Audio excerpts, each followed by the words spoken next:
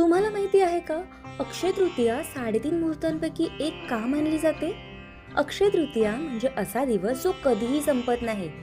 पुराणानुसार या दिवशी भगवान विष्णूंचा 6वा अवतार परशुराम याचा जन्म झाला होता.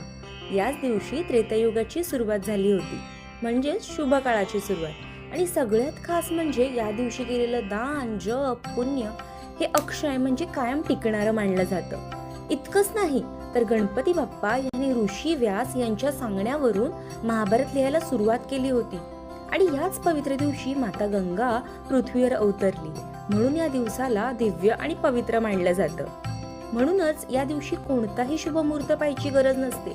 हा दिवस स्वतःच इतका पवित्र आहे की लग्न, सोने खरेदी, नवीन कामाची सुरुवात सगळं काही शुभ.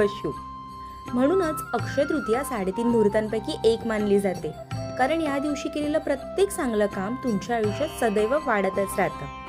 म्हणूनच या अक्षय तृतीयेला काहीतरी चांगलं करा, दान करा आणि आयुष्यभराचं पुण्य मिळवा. या अक्षय तृतीयेला तुम्ही कोणता नवीन संकल्प करणार आहात आम्हाला कमेंट करून नक्की सांगा.